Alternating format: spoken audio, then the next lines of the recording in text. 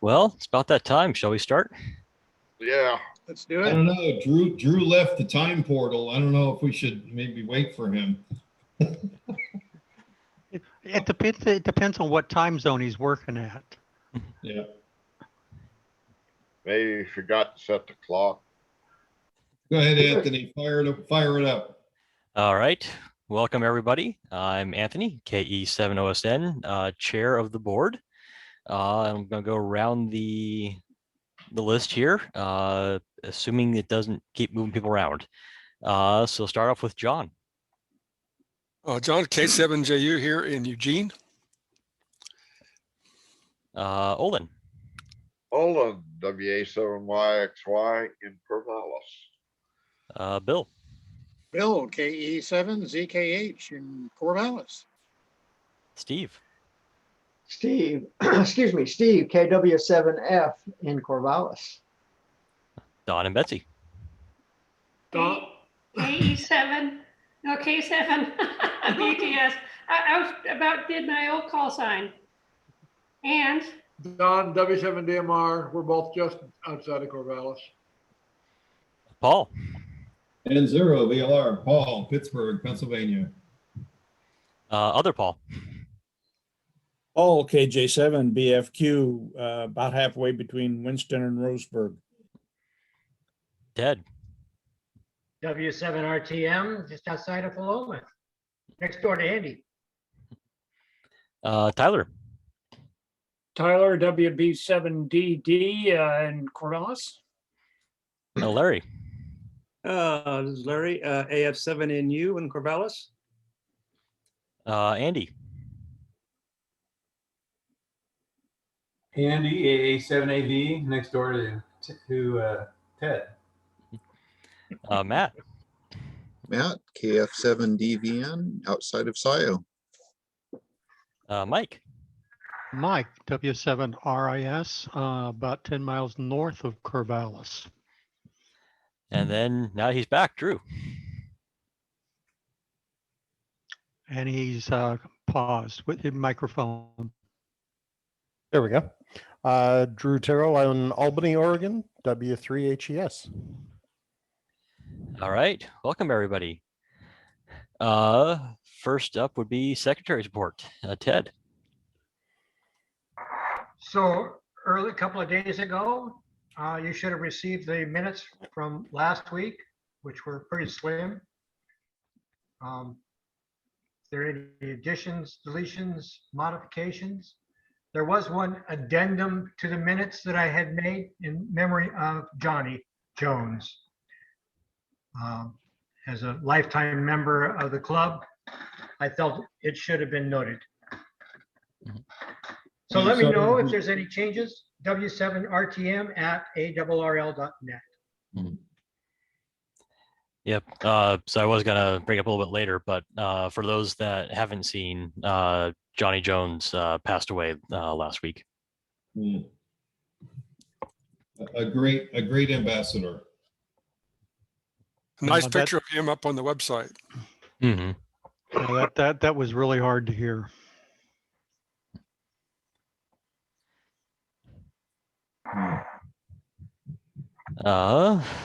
Well, and I don't have a treasurer's report. So I'm assuming we still have some money somewhere. Not that we're exactly spending a whole lot on anything. So next up, I would be nominally the trustees report, but there hasn't been a whole lot of stuff going on there. Like I don't think there's been any big changes on there. I know that he's been putting up a lot of the Firewatch cameras, but it doesn't seem like a whole lot of big changes on the repeater system. So previous events and old business. Was there any old business to discuss? sorry I missed the meeting last month. I had a great time down at Portsfest, such as it was this year. They had a few events and had a great time. Got some QSOs in. Met up with some of my friends.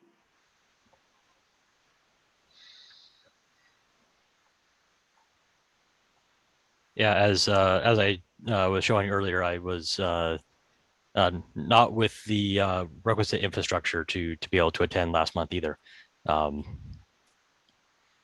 The fiber works just fine until I don't have the power to run the modem, and then the little battery, so the 8-hour battery that's on the fiber modem, that worked for about 8 hours, and then by that Monday it was day 3 and far exceeded the 8 hours. And the trickle charger on that UPS is doesn't top off that battery very quickly when the generator runs. So that was fun. So I think the only other previous events was the QSO Today virtual Hamfest. Sound like a couple of people checked into a little bit of that. Anybody have anything that they exciting to share? Well, I'll talk about it a little bit. They had a lot of technical problems, and so everybody received an apology letter, but all of the presentations are going to be available online. So if there's something you missed, you can get that.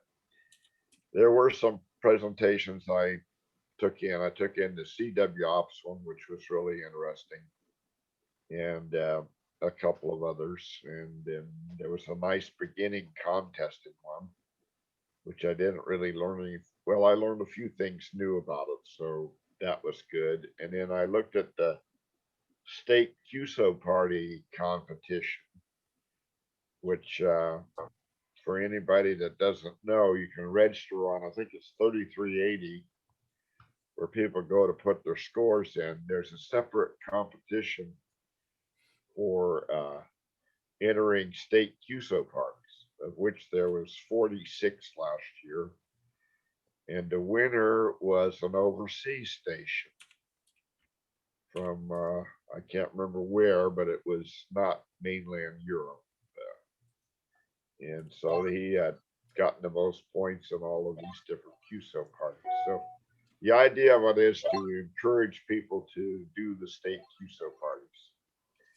And well advertised with 7QP as an opportunity to get credit for 7 different states or whatever. And then the Eastern QSO party, I think Paul knows more about that. But so it was pretty good. I also did the ARRL Worldwide Single Sideband DX contest at the beginning of the month, and that was enjoyable. So next up is the CQ Worldwide WPX SSB contest in another week or so. Olin, I heard you worked at Italian Station. Good for you, man. Yeah, you know what? That was funny. I worked 3 of them in a row, just wham, wham, wham in less than 10 minutes. I was so jealous. And then I worked Luxembourg, and I got QSL for it in LLTW. So that was a new one. Big Good one for you. me. Good for you. I tried getting that station too, and no way. Yeah. Well, what was funny was there was the Vatican City was on, which is a rarity. Liechtenstein, Luxembourg, which I worked, didn't work Vatican or Liechtenstein. Greece was on. I don't have that. And Asiatic Turkey was on. And I didn't hear any of those. so there was a bunch of stuff on there. Oh, Nambia. I could hear them workable, but I couldn't get through. Well, I heard you, I was on that frequency and I heard you work that guy. It's like, oh man, you were cooking.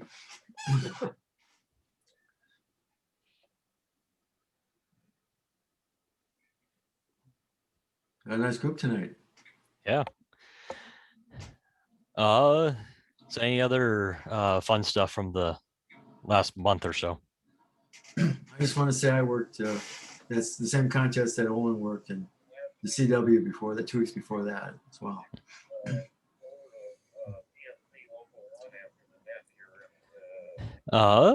So then moving along, new business. Larry, you want to talk about the scouting opportunity? Yeah, okay. One of the things I'm quite active in Boy Scouts, and I've been doing the Jamboree on the Air, which occurs in October. I've been doing that for about 10 years. Anthony's helped me on several occasions on that. But now I'm trying to kind of expand things, trying to see if I can get some more interests in Scouts into ham radio and maybe get some to get their license, which I've gotten them as far as like Radio Merit Badge. We're trying to get them over that hump to, get the license. It's not been real successful. But so what I was going to be doing is setting up a radio station at the Scout Camp this summer. The Scout Camp will be going at Camp Baker, which is near Florence on the coast, and I'll be there for like 3 weeks. And at the set that up, and hopefully that'll give me a kind of an in with a lot of scouts from all over the council, which is part of all Southern Oregon, and maybe bring up some more interest that way. And on going into that, the National Scout Radio Association, K2BSA, is starting a little initiative to try to get more scout camps on the air. They'd like to get radio stations set up at all scout camps and have them run year round. And so I'm on that committee trying to work out how would we do that and stuff. And one of the things to kind of help that is hopefully maybe get some help from the local ham radio clubs. Basically, what we're looking for is mainly expertise in how do we set up the station, how to keep it up and operating. Also, in terms of looking at expertise, there are some activities that might get scouts interested, like maybe doing fox hunting kind of activity, using radios to help control what's going on in the camp. So like net control, how do you properly do that? And there's also tie-ins with other kind of STEM kind of activity besides just radio. There's computers that we use tie in with the radios. There's some kit building things we could do. There's other merit badges that are related to electronics, electricity. There's a digital technology merit badge actually and stuff. So there's a lot of things that kind of tie into ham radio. And so having a kind of an active station going on at camp and having some resources for some of these activities, like perhaps even during the year when it's not the summers when you do the kind of long week camp, but then during the year we have a thing called Camporee, where a lot of the troops from the district will get together in camp. They do the usual kind of scouting kind of competitions between troops. It'd be neat there to throw in maybe a fox hunting or some other kind of radio related activity going in like that. And I have some equipment for that, but I don't know how to really do it. So this is where I would come in and ask, hey, can someone come and help me set this up and kind of run it for some of these activities? And even if we get a permanent station set up at the camp, it'd be great to be able to have maybe operators, people can come by and kind of oversee the operation, maybe even help eventually maybe run some classes to get people to get their license. And once we get to some of the scouts license, they can kind of take over running the station and stuff. So what I want to know is put this out there to the group if people would like to be could sign on to help me out on this. Basically what I would need maybe a couple of people who want to be in my little committee, and then they could feed back to the group what we're doing. Not looking for any financial support or anything, just looking for kind of expertise and guidance on how to set this up. As we set up stationing, if we're going to set up an antenna or something, we're probably going to need some people who know how to do some of that, have done that to help set it up. And this is all kind of still in flux, trying to set it up. This first year, if I just get a station going for the 3 weeks that the camp is running, would be great. I'm trying to drum up some other scouters that have licenses to help out. So I've tracked down one person. I've been trying to get people in the council to start asking all the troops who has a license. I know there are some out there that have a license, and see if they can kind of help me to kind of keep this station going here in this first time. And then in the future, try to maybe set up a station on a more permanent basis and get more involved. Eventually, maybe form a a little scout radio club that would probably encompass the whole council, which occurs Benton County, is it Lincoln County, and then the 2 counties south of Lincoln along the coast, and Lane County. So that's the area that this one council does.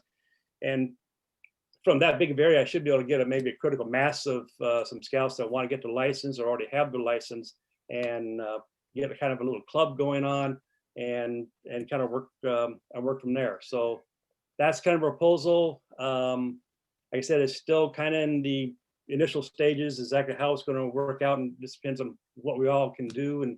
And so I'm just kind of throwing that out there if the group would like to participate in this. What's the location where you'd have the outdoor camporee? For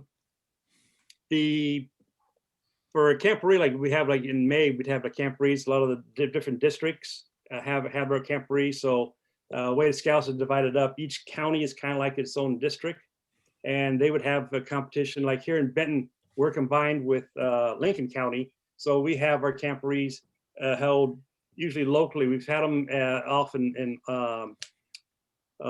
the camp that's off of Fort Hotchkins. Yeah, Fort Hotchkins. We've had a camporee held there. We've held some on the coast. There was a park there along the coast that we used that one time. And sometimes the camporee gets held in a kind of more primitive area where we've done it in the Starker Forest, and kind of people are just backpacking in there and stuff. So it varies each year exactly where the camporee is held. The scout camp that we try to set a more permanent kind of station, that's in Camp Baker, is where we probably do most of that, and that's near Florence. And that's the big scout camp. I know they had one set up at another scout camp. It was called Camp Malacco, which is near Sisters. And we have some property there that scouts use. And we have that, and they set up a station there a couple, I think last year. It had to go in. That camp goes for like 2 weeks out of the year because the rest of the time is snowed in. You can't get into the place. Yeah, so there are other activities that we have, like the Jamboree on the Air that occurs. We might even be able to do something like on a field day. That's for scouts. We get to set up a little station someplace and have our own little kind of field day station if we get some enough scouts kind of interested in that. And there would be, trying to run maybe some radio merit badges to get the scouts interested. And again, just trying to get, if we get enough interest, we could run maybe some kind of a course to help train the scouts to get their technician license, to get them on and get them on board.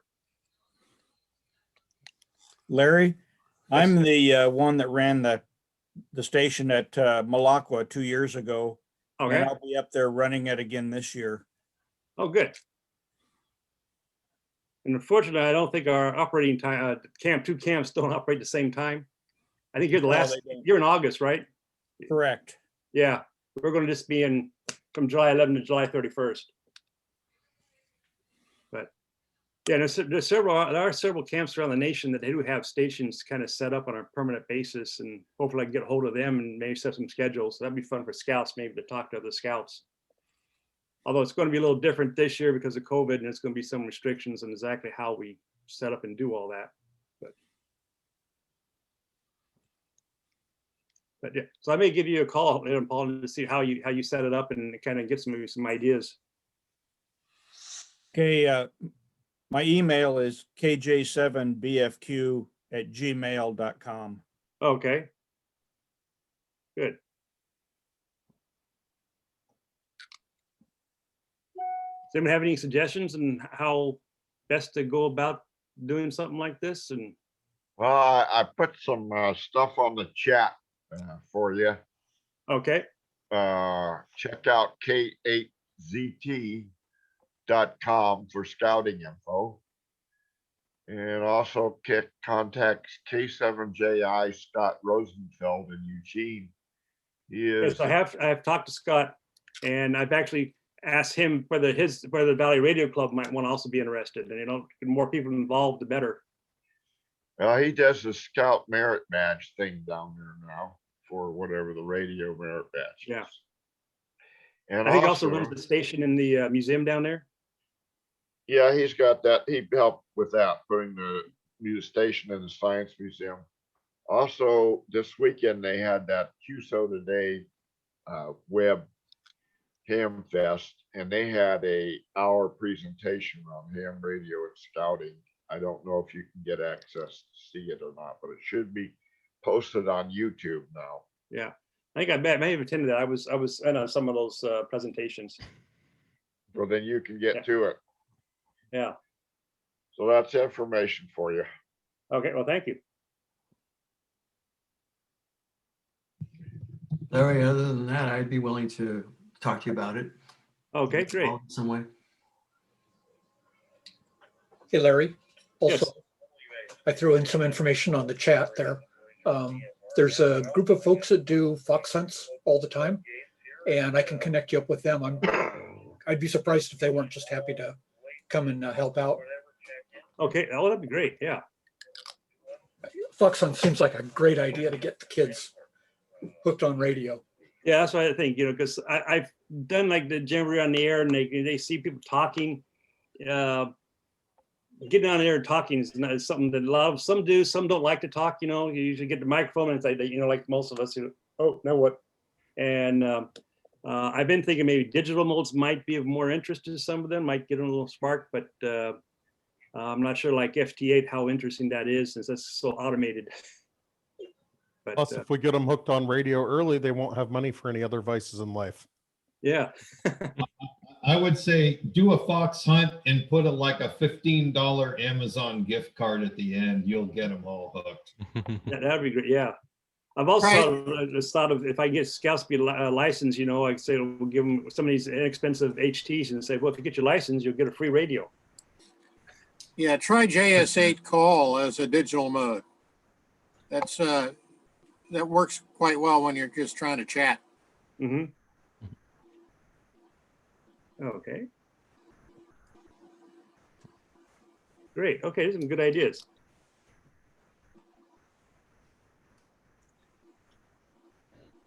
Yeah, so chat is coming up.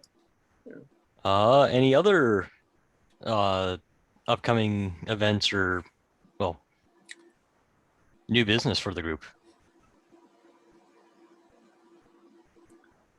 So keep on your calendar I think it's actually, is it May 1st this year for Yes, it is. 7QP? So I know a lot of people are probably not planning on having as a big of an outing, but I did go ahead and contact the Forest Service and just said, hey, if there are a few of us that were interested in going out there, would the facility be available? And they responded very quickly and very enthusiastically that, yeah, they'd be happy to, if there was a small group that wanted to go out there. So I'm planning on heading out with, and with knowing the caveat that I am fully vaccinated and if there's anything that comes up between now and then that can change. But if anybody was comfortable in coming out and wanting to join, they are more than welcome to do so, but don't want to, hopefully by, early May 2022, we'll be able to actually get back and have the full swing of things. And then also on the radar is Field Day in June. I know most of the radio events, all the CPAC and everything, and most everything else I'm aware of, and going into at least the summer and if not early fall, that most likely all of those events have been canceled, and just keeping an eye out on where we're at situationally and with vaccine rollout and how caseload and everything's go. Field Day might be putting us in a range of time that if things continue to go very positively, that might be an option. So Bill. Yeah, two things. One, I plan to go up there to Walton for 7QP. So if nothing else, you'll have at least me up there with you.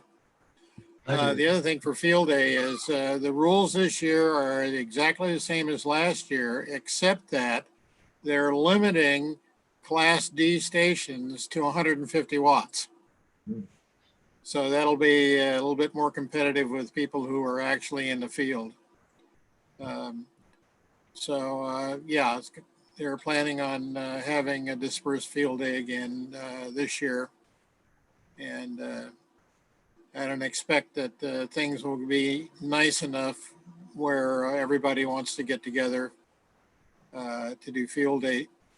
So we'll probably have our dispersed field day within, or just put the club's name down, and everybody who's in the club who does that, the club points get aggregated. And I may end up going up to Walton Snow Park again for field day. That was a great location last year, and had a lot of fun up there. Yep, it's definitely. I worked it from just southwest of Sisters in the forest there, and it was really good to not be at home for a little bit. Yeah.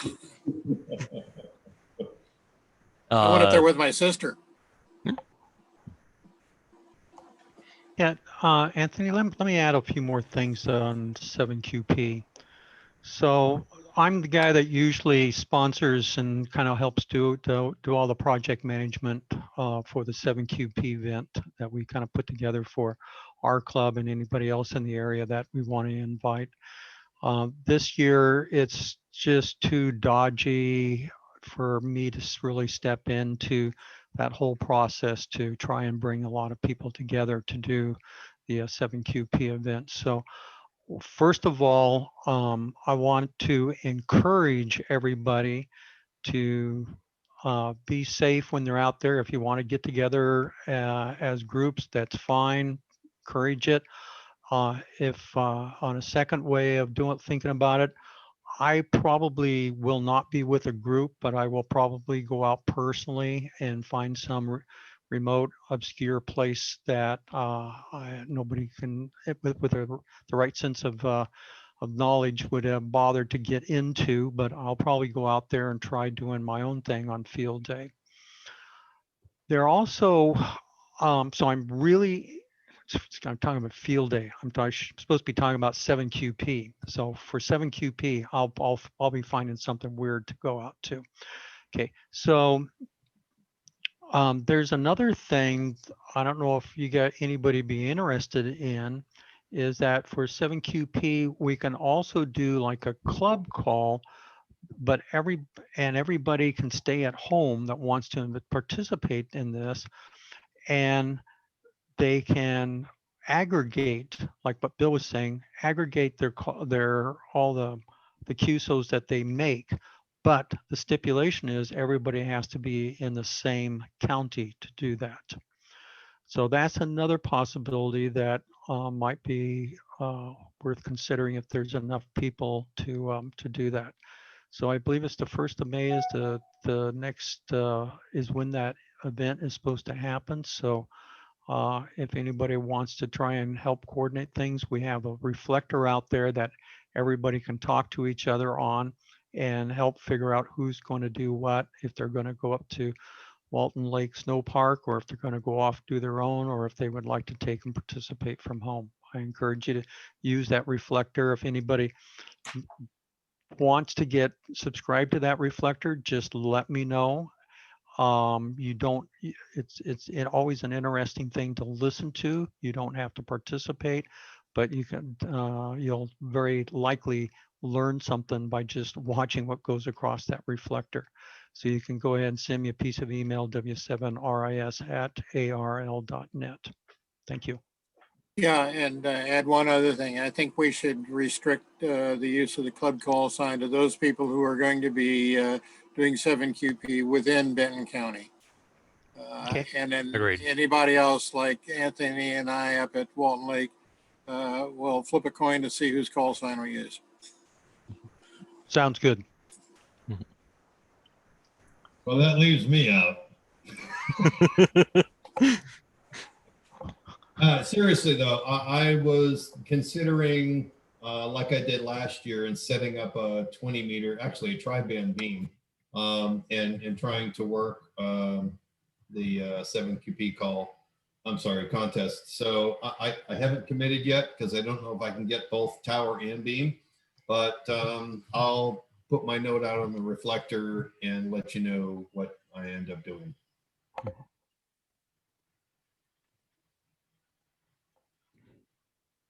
All right. Yeah, looking forward to doing a little bit more of the contesty radio stuff here, and especially the taking the radio station down and setting it up somewhere else for the first time in a while. Be really fun. I know last weekend, the ODMT comms exercise, we were playing around, and if you haven't tried the the actual paid license of VARA, it moves stuff really fast. I had like one test exchange that I think I hit like somewhere like 5 kilobits per second of throughput on VARA. And I think it goes a lot faster. Just the file was not big enough for it to ramp up much more than that. So if you ever feel like trying to move a lot of data really fast over, well, relatively fast over HF, definitely check out VARA. It's the $70 licensing fee is a little steep, but it's well worth it. Yeah, I'm licensed and also want to play around with VARA FM, but haven't got anybody to talk to yet. The nearest station's up in Salem. I haven't been able to get a hold of them. I'll play with you, Bill. What's the address of the reflector? How do I get to the reflector? You get the emails for the club, like when I sent out the club email this morning, right? Right. So it's a Google group like that. Oh, it's a Google group. Okay. Yeah.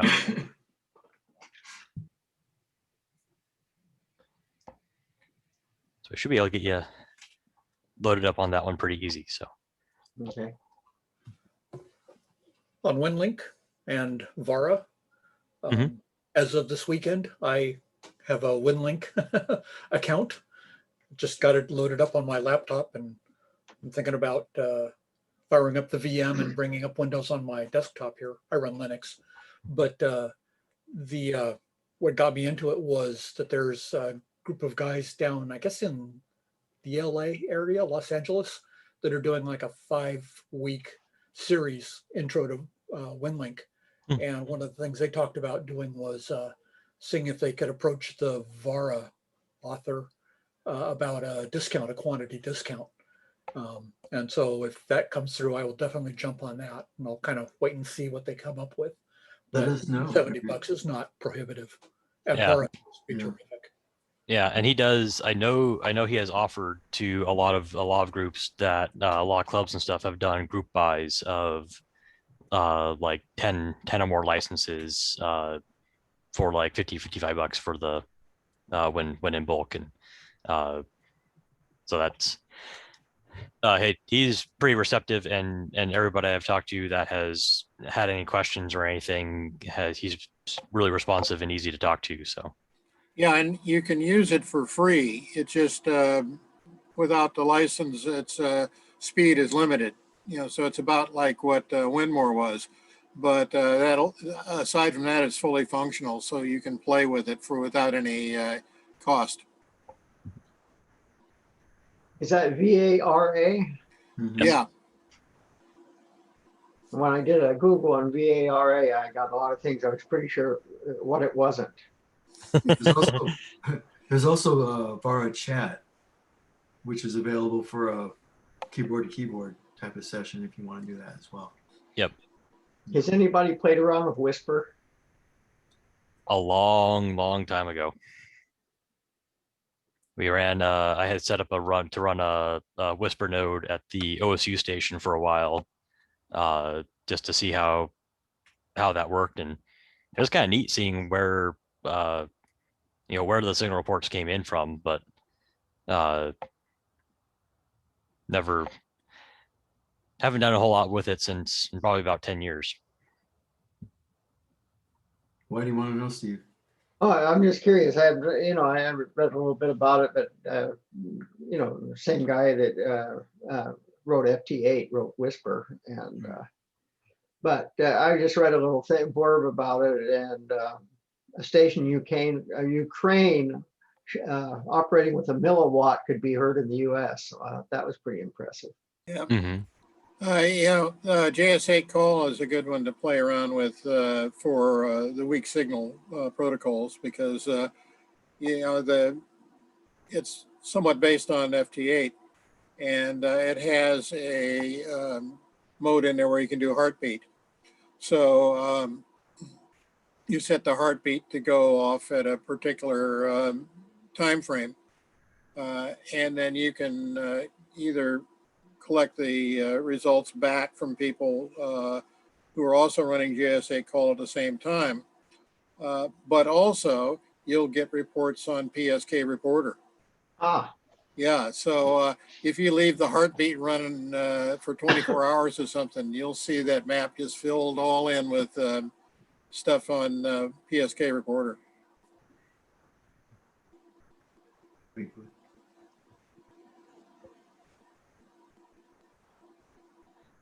Anything else for the good of the order?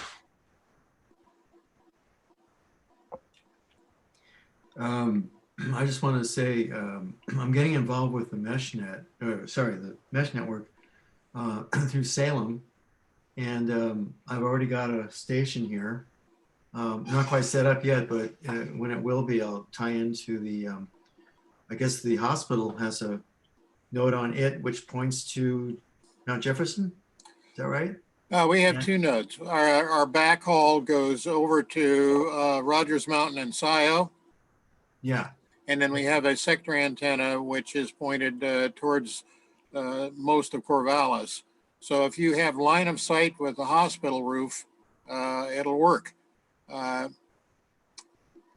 We've tested it at the law enforcement building. That works. There've also been a test at the Lynn Benton Center, and that works. And there is one other person who has a full-time link somewhere in Corvallis, but I'm not sure where he's at. Okay. Anyway, if you want to set up and get hooked into that, give me a call, Scott, because I got all the info. Okay, will do. Will do. I know who the other guy you're talking about. He's not far from where I am. Yeah. He's got a straight shot through the hospital. Yeah.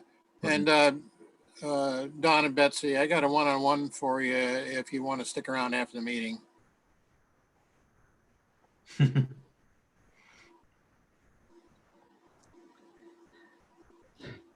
All right. Say something, Olin? Oh, I'm just speculating on all this stuff going on and wondering, does anybody have any, I guess there's a person call for or contact for 7QP. I know I get an email from them every once in a while. I was wondering if they had a list of counties that have never been activated or anything like that. Eastern Oregon. No, I think Oregon had gotten its 33 or whatever number of counties we have in sometimes. But I think there's a lot in Wyoming. Yeah, sure.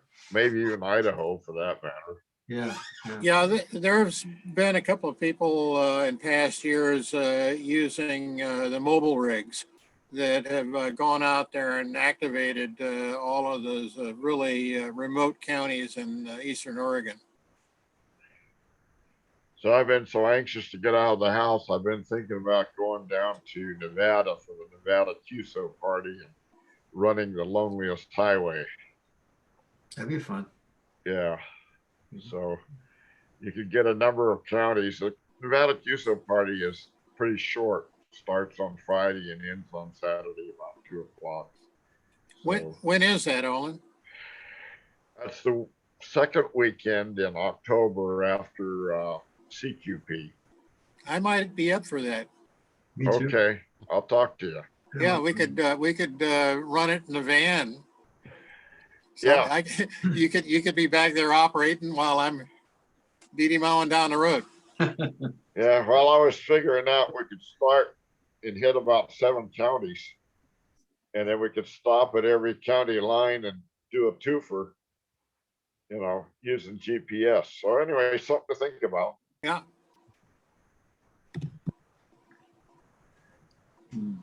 Yeah, I can actually operate on the run, just so long as we avoid overpasses. I don't think there's too many once you get Not off on the Highway 50. Nope.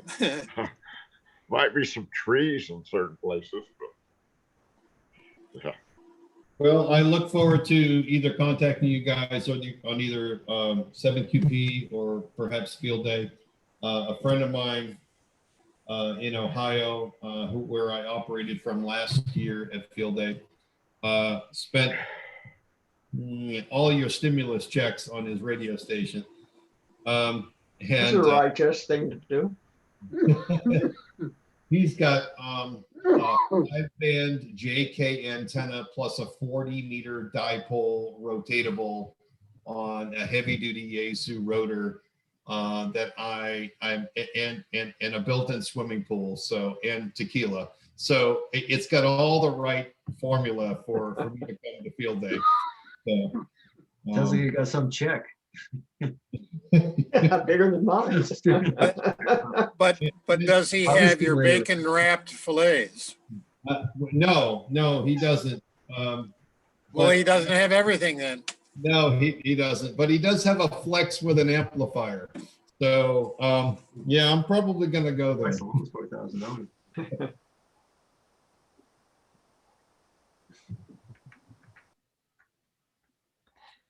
Sounds fun.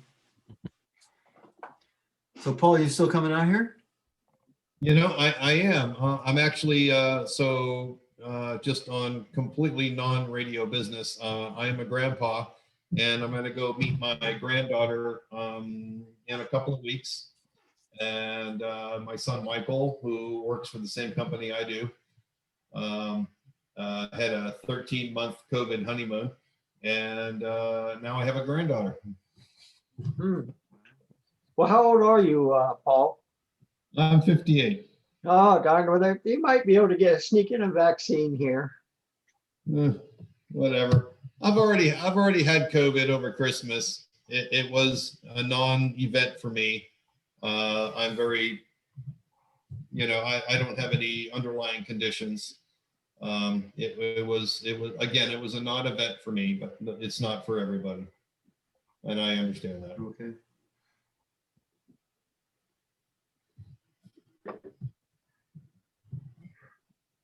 All right. Well, anyway, we'd be looking forward to seeing you. Yeah, I actually have some free time on Saturday, midday. I'll put something out there and we'll try to get together. That would be fun. If anything's open. The restaurants are open here. Yeah, they opened up just Friday. Friday, yeah. Now, is it a percentage or is that just like what? Oh, it's percentage. 25% capacity. Okay. But there's outdoor seating too everywhere, so. But I should point out the advantage of Oregon over Pennsylvania. Oregon has the 48th lowest COVID rate in the country. Pennsylvania is somewhere higher. I'll point out something wrong about Oregon. It's like 47 in getting people vaccinated. Way down there. Higher than Texas, though. The averages were about the same as the rest of the country here. That's okay. The Pittsburgh teachers are running over to Ohio and West Virginia to get vaccinated. Yeah, we've prioritized teachers here so they can get vaccinated now. Yeah. It's all good. Everybody stay safe. Seriously. Will do. With that, shall we transition to the second half of the evening? Are we getting a presentation? Sure. You didn't know you're gonna give it there, did you? Something about straightening up a fallen tower, Mike? No. You're up, Scott. Me? Yeah, no, I got a nice program here. So everybody's waiting for what the heck what the heck am I going to talk about? So I'm going to be talking about time. You know, we just got finished going into daylight savings time, and I thought it'd be kind of interesting to go back and take a little look at time and see see what some of the different pieces of time and what it means for our modern world. So I was going to walk through that. Got a couple other little things to bring up. I know around Christmas time, New Year's, I guess it was, we had a little opening for 10 meters and 12 meters, and everything looked really promising. But for the past two, and that's an area that when it comes to trying to work to finish up all my worked all state stuff and other DXCC credentials, that's an area that's really kind of a weak area for me, is both 10 and 12 meters. So I am still really waiting for 10. I think Ted is also waiting just like me for 10 and 12 meters to wake up again. 15 meters has still been pretty productive. 20 meters during the daytime, especially in the morning, is really good for DX into Europe. So anybody wants to do any DX fishing, 20 meters is the place to go. Another thing that's kind of woke up, I don't know how many guys, you can raise your hand, how many people have been on 60 meters? Yeah, not a whole lot of people, but 60 meters is channelized, but there's a channel out there for FT8. And every once in a while, and there's some rules on how I think you can only run 100 watts, I think it is, on 60 meters. So there's, it used to be 50, but I think it's 100 watts now.